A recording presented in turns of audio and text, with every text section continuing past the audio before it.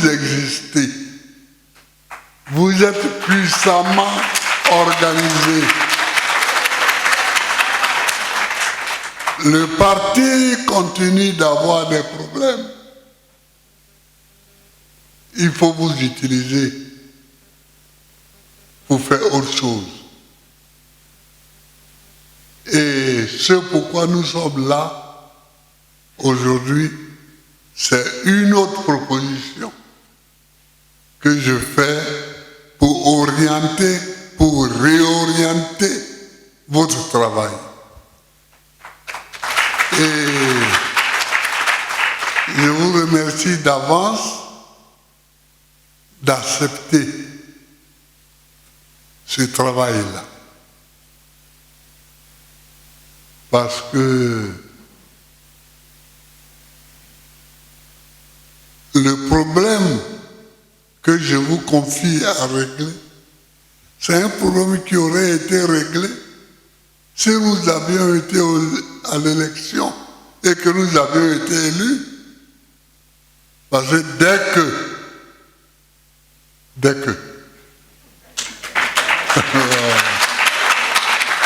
ah oui, dès que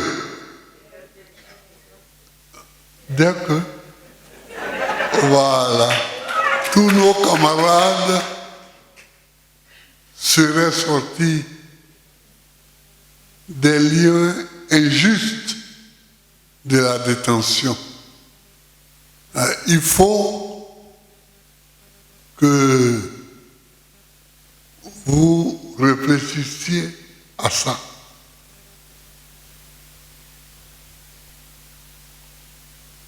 Premier point, il nous faut continuer à lutter contre le 4e mandat.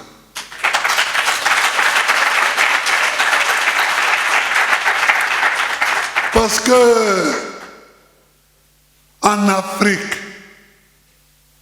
on se demande pourquoi il y a toujours des problèmes.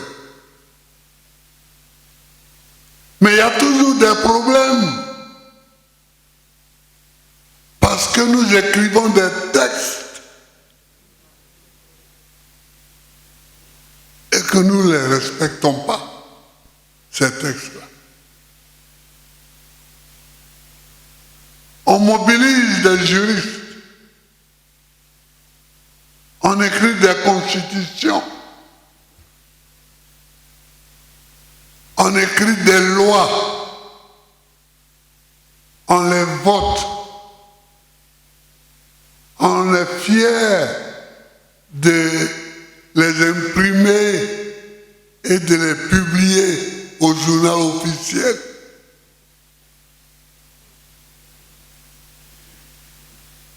Et quand quelqu'un nous pose des questions, on dit, mais voyez, au journal officiel, le texte s'y trouve. Nous l'avons pris il y a quelques mois. Mais quand il faut l'appliquer, on ne l'applique pas. Si la Constitution écrit qu'un citoyen ne peut pas faire plus de 2 mandats, pourquoi sommes-nous à la veille d'un 4e mandat? Pourquoi? Est-ce qu'on peut accepter ça? On ne peut pas l'accepter. C'est anticonstitutionnel. Et dès qu'on dérape de la Constitution, on dérape déjà de tout. On dérape de tout.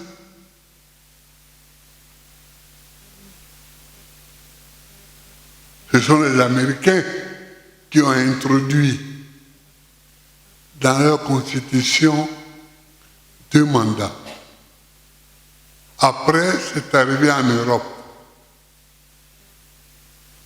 Et progressivement, ça arrive en Afrique. Mais si vous ne le voulez pas, ne l'écrivez pas. Pourquoi écrire quelque chose dont on ne veut pas? Moi, je le veux. Donc,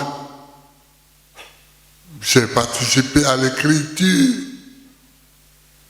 de ce projet. Mais d'autres, et je les entendais parler, qui sont en train de clouer au pilori aujourd'hui cette partie de la Constitution, étaient d'accord avec moi. Ils étaient d'accord.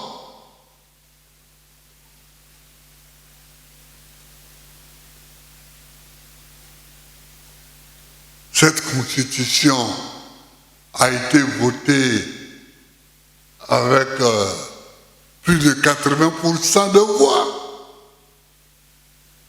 en référendum. Je parle de 2000.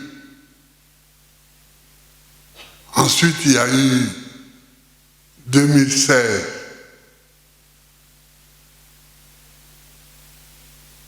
Toujours la même disposition existe. Pourquoi, chers amis, posez la question à tous ceux qui veulent discuter politique avec vous. Pourquoi devons-nous écrire ce que nous ne voulons pas faire? Pourquoi?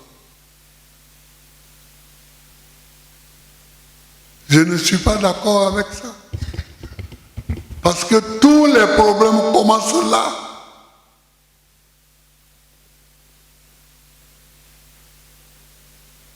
Si vous dites à un avocat d'aller plaider un cas,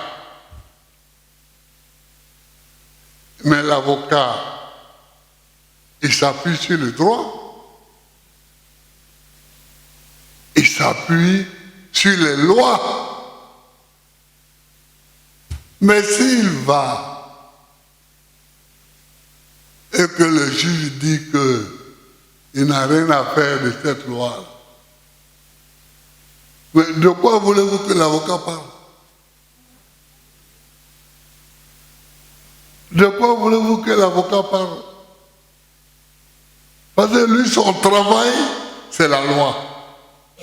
Son travail, c'est le droit.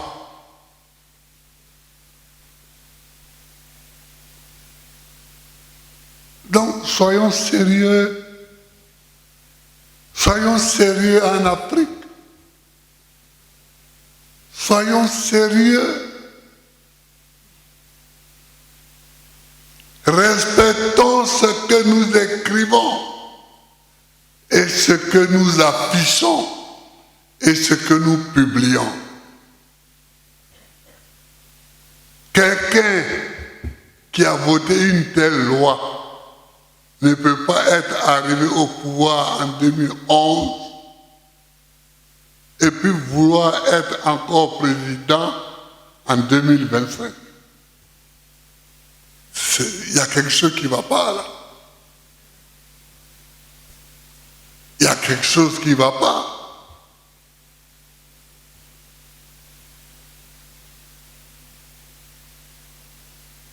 D'abord même, la manière d'arriver au pouvoir, la manière même d'arriver au pouvoir.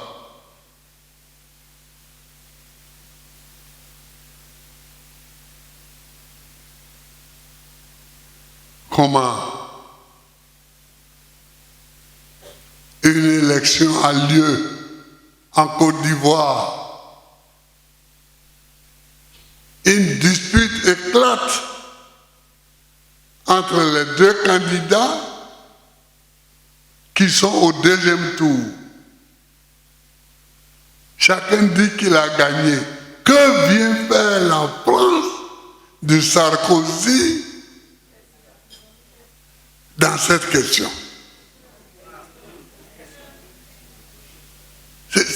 C'est une question simple qu'il faut qu'on se pose.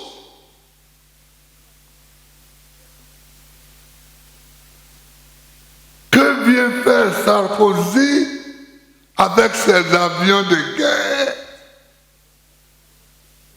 Pourquoi vient-il bombarder la maison du président de la République? Pourquoi?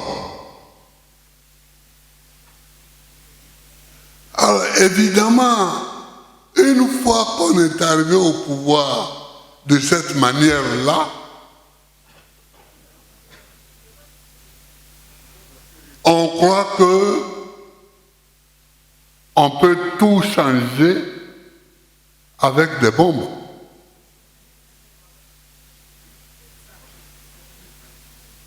On croit que on peut tout faire avec les bombes. Et on fait tout avec les bombes. On arrête tout le monde. Bon, il y a les bombes de Sarkozy. Il y a les bombes. Il y a encore des bombes en France, donc on peut y aller. Mais les temps changent.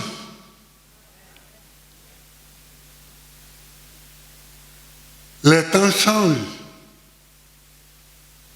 Sarkozy n'est plus président. Il est même prisonnier.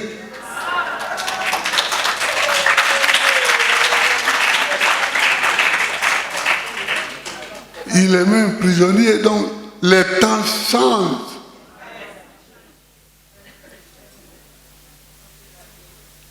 Et on a changé de place. Moi, je suis sorti de prison. Et aujourd'hui, je parle. Et aujourd'hui, c'est Sarkozy qui a des bracelets. Et qui marche comme ça quand il passe pour ne pas trop attirer l'attention. Non, chers amis, ce sur quoi on est tombé d'accord, ce qu'on a présenté comme constitution, ce qu'on a présenté comme loi, il faut le respecter. Il faut le respecter.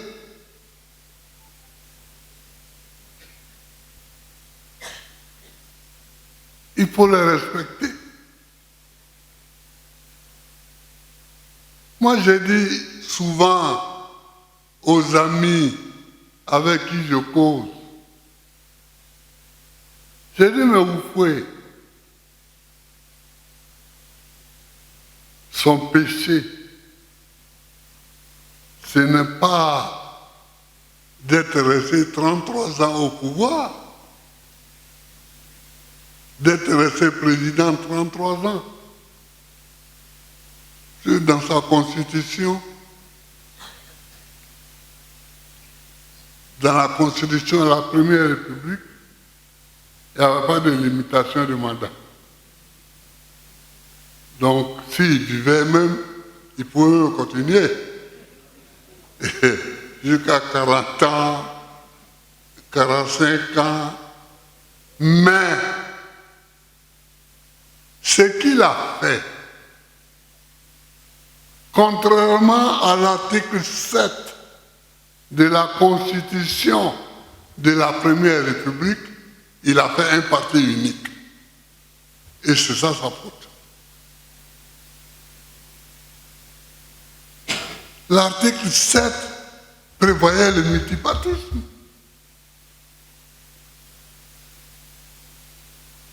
puisque il a copié sur la constitution d'Hébreu, à l'écriture de laquelle il a participé. Il a copié sur la constitution d'Hébreu, la constitution de la Ve République, qui est la constitution de Gaulle, mais qui a été mise en forme par Debré. Le multipartisme était prévu, mais lui, il a fait le parti unique. Ce qui revient à la même chose, c'est-à-dire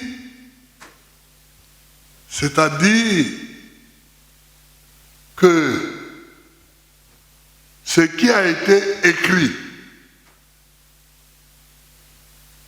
publié,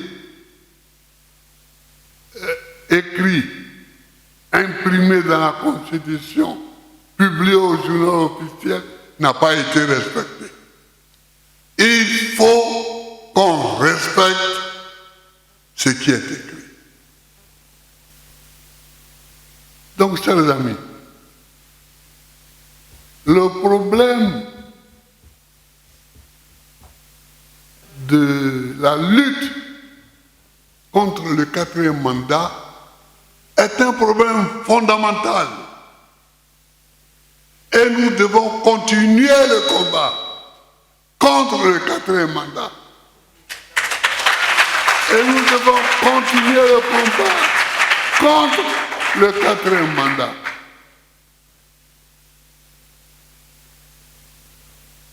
C'est-à-dire que nous devons continuer à lutter contre tout ce qui est anticonstitutionnel. Et ce n'est pas des juristes, comme il y en a ici, qui vont me donner tort sur ce point-là.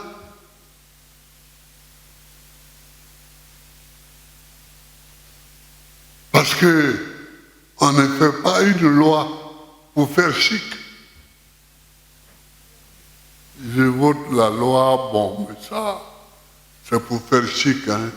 C'est pour plaire aux amis qui sont en Europe ou qui sont en Amérique. Sinon, ce n'est pas important. Ah non, ah non, c'est important. C'est important. Donc, voilà le problème central. Voilà le problème central. Le problème à cause duquel on a arrêté tous nos amis.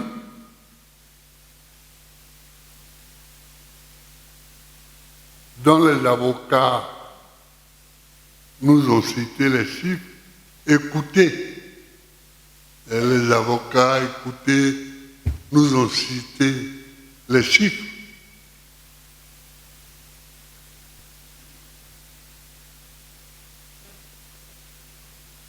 Voilà ce pourquoi tout ce débat avec sa sous-commission pour aider les gens.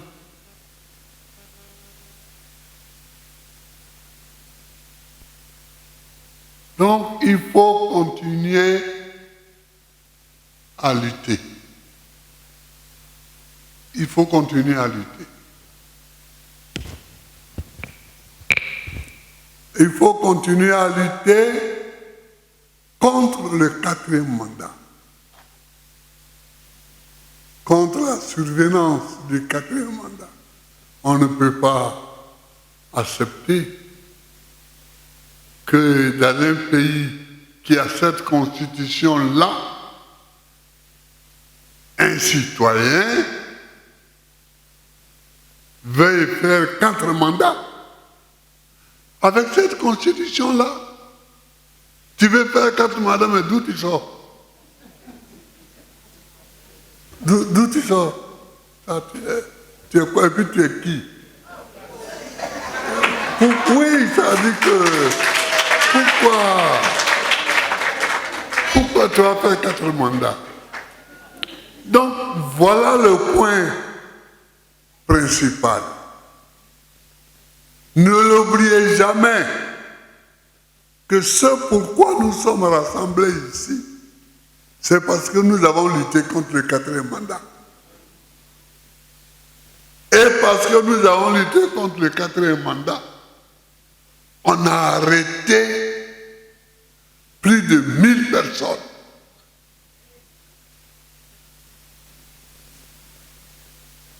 Qui sont en prison. Qui sont dispersés dans les prisons de Côte d'Ivoire, les prisons qui nous ont été citées par les avocats, par PK, Shalom. Oui. Donc, voilà. Ils sont donc en prison. Mais ils sont en prison et Madame Dosso, Charles Rodel, a fait pleurer des gens. Elle a fait pleurer les gens. Nous avions tous les larmes aux yeux quand elle parlait. Parce qu'en Afrique, la plupart de ceux qu'on arrête quand il y a les manifestations politiques, ce sont les hommes. Il y a des femmes qui sont arrêtées. Je ne dis pas le contraire. Il y a des femmes.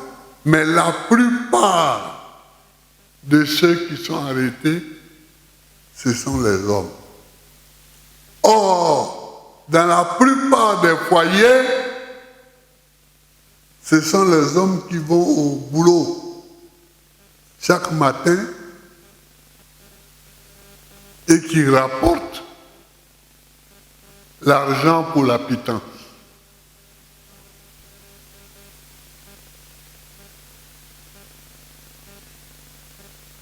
Nos camarades sont arrêtés.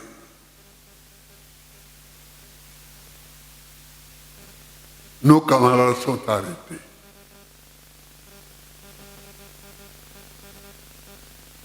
Leurs foyers sont au dehors. Et ils sont en prison. Mais c'est tout le monde qui est en prison. C'est tout le monde qui est en prison. Mon mari est en prison. Chaque matin, il me donnait l'argent pour que j'aille au marché, pour faire la cuisine. Je ne le peux plus. Les enfants me demandent où est papa?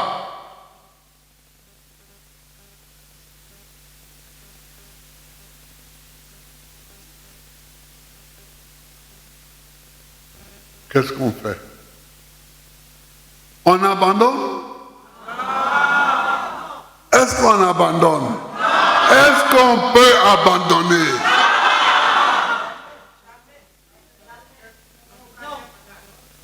Voilà. Donc,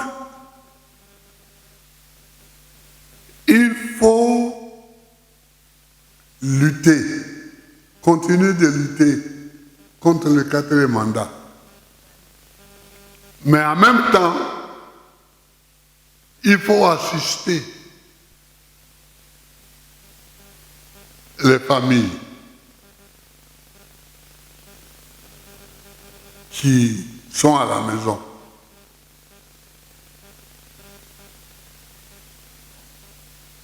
Il faut assister les familles qui sont à la maison.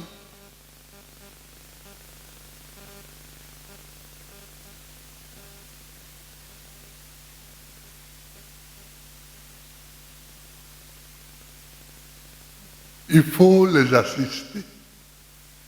Quand je dis les assister, ce mot a plusieurs significations. La première signification, c'est qu'il faut aller saluer Madame Charles Dosso, Rodel. Il faut aller la saluer, causer avec elle, lui apporter le soutien.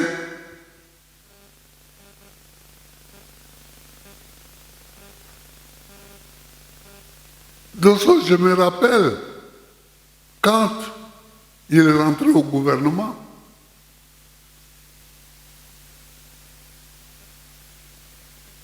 je cherchais un représentant des victimes de la crise.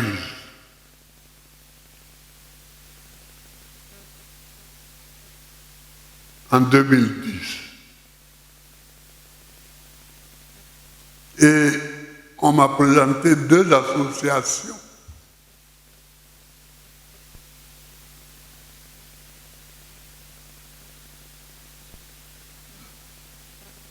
J'avais un colonel qui était mon conseiller pour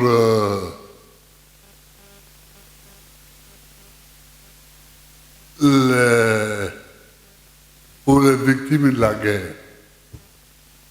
Alors, je lui ai demandé de me faire le point parce que je ne connaissais aucune de ces associations-là.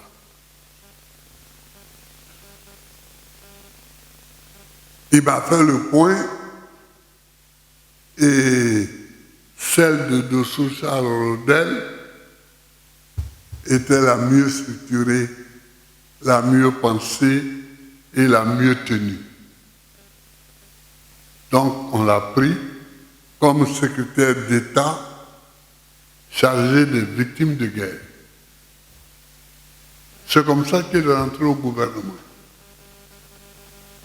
Alors évidemment, quand on m'a arrêté, eux aussi, on les a considérés comme maudits.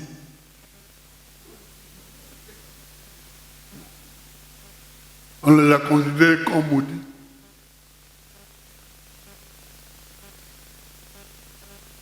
Donc, il faut d'abord aller saluer les familles. Si ce sont des femmes qui sont arrêtées, aller saluer leurs maris, les familles, tout et tout. Mais si ce sont des hommes, comme c'est le plus grand nombre de cas, aller saluer les enfants et les épouses, tout. Il faut les saluer.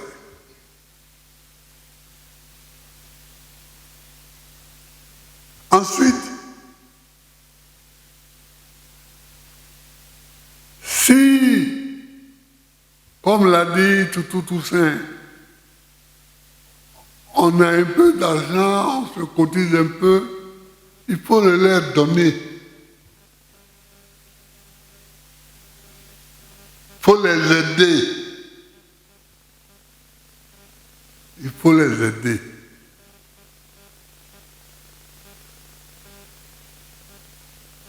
Il faut les aider. Vous avez compris? Il faut les aider. Parce que une salutation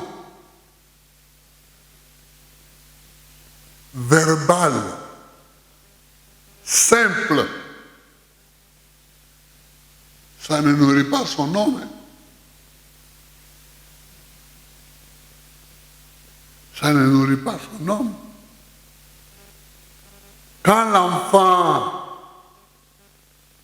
doit acheter son cahier d'école,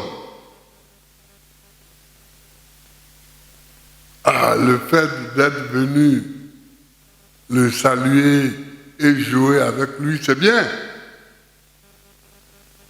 Mais ça n'achète pas son cahier d'école.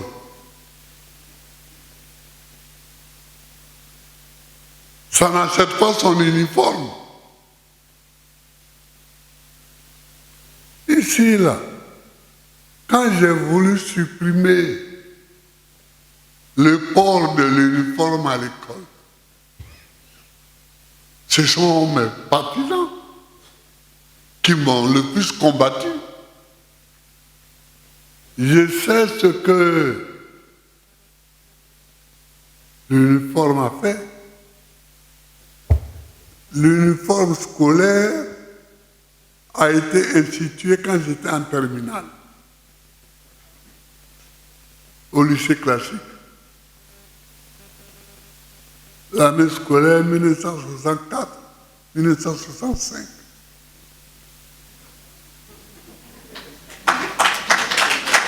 Si. Et. Hein? Oh, certains d'entre vous n'étaient même pas encore au CPR.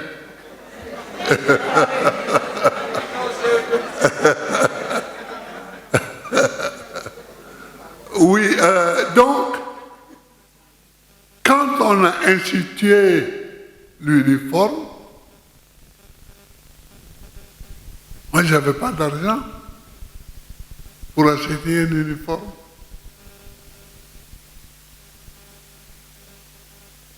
Parce que mon père était en prison à Yamoussoukro. Vous n'avez pas connu ça non plus, vous les enfants, à Sabou, les prisons politiques du feu Boigny. De 63 en 67. Quand j'étais président, je suis allé plusieurs fois visiter à Sabou. C'est devenu une école. Ils sont transformés. Et Oufoué n'a plus voulu qu'il y ait de prison à Yamoussoukro. Donc, le tribunal se trouve à Toumoudi. C'est à Toumoudi qu'on juge les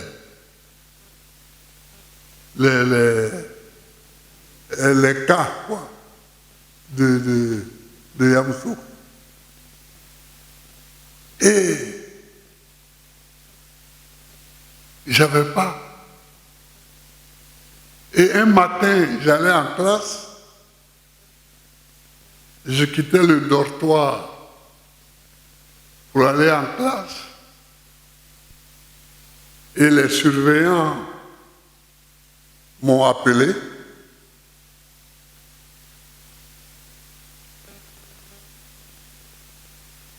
Ils m'ont dit, mais Babo, tu ne sais pas que tu dois être en uniforme? J'ai dit, si, je sais. Il dit, mais pourquoi tu n'es pas en uniforme? J'ai dit, mais parce que je n'ai pas d'uniforme.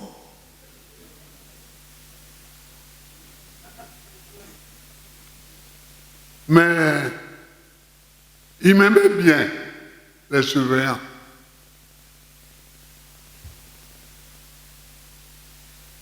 Il y avait Adoussou, il y avait 3 surveillants comme ça. Et, ouais, non, mais Yéron, oui, il y avait Yéron, Adoussou, il y avait Yéron, et puis il y avait le judoka à la Lantière. Bon, non. Habib est où? Il n'est pas là. Ouais, parce que lui, il allait tout de suite. Alors, j'ai eu chaud. Parce que j'étais en terminale. J'avais déjà le premier bac. Parce qu'on passait 2 bacs à l'époque. Le premier bac en première et le second bac en terminale. Mais mon renvoi se jouait là. Mais ils ont dit, Bravo, tu travailles bien. Tu es un bon élève, donc on ne peut pas te laisser comme ça. Et ils sont allés au camp Gallieni. Et ils ont pris des habits kaki des militaires. Ouais. Ils m'ont amené des pantalons, des chemises kaki. Et c'est avec ça que j'ai terminé l'année. C'est avec ça que j'ai terminé l'année. Donc pour moi, l'institution de l'uniforme, c'est un souvenir mauvais. Et en plus, quand je faisais campagne, je suis arrivé dans la région de Bouna, bon, là-bas, personne ne portait l'uniforme. Les gens n'avaient pas d'argent. Les gens n'avaient pas d'argent dans ce village-là. Donc, quand j'ai décidé de supprimer l'uniforme, j'ai été combattu sous la patame de moi, au pays là. Mais violemment. C'est dit, mais voilà des gens, dans leur vie de petits bourgeois abidjanais, tranquilles, ils croient que tout se passe comme ça. Mais dans les villages, il y a des gens qui n'ont pas de quoi. Donc, les enfants et les familles, les Madame Douceau, tout ça, toutes les femmes de prisonniers, je les appelle maintenant Madame Douceau. Je les appelle maintenant Madame. Vous savez pourquoi son mari est en prison? À cause de la marche, parce que la vie chère. À cause de la vie chère, vous voyez? Si ce n'est pas en Afrique qu'on voit des bêtises comme ça. Un monsieur, ancien ministre, qui est dans une marche pour dire que la vie est devenue chère, vous voyez depuis combien de temps il est en prison?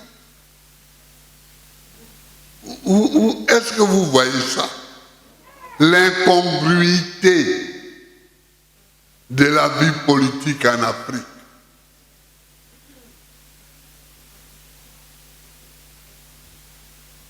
Bon, donc, il faut les assister, eux, les familles, les foyers. Mais il faut aussi les assister, eux, les prisonniers. Les prisonniers, il faut aussi les assister. Donc, il faut donc les aider.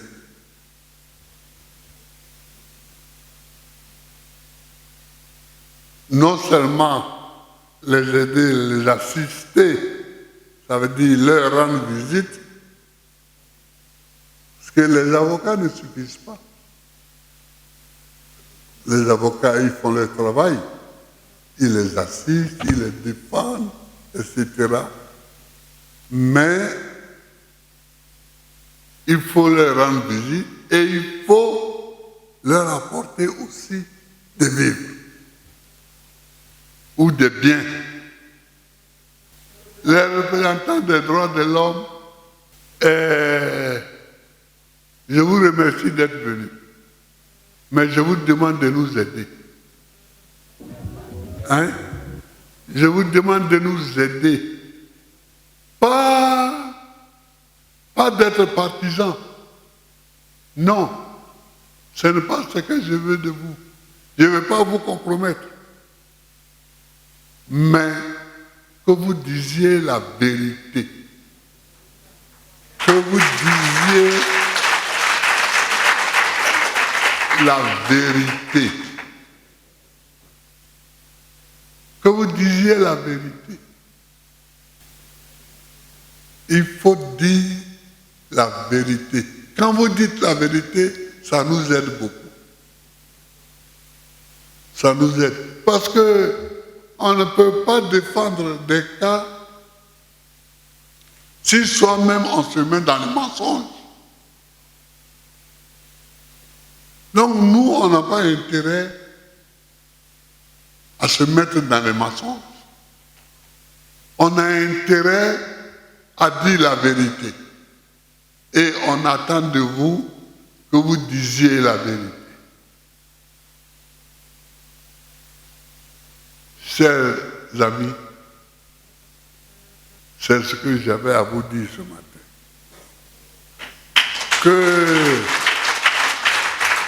Que Dieu vous bénisse et que vous ayez un bon week-end.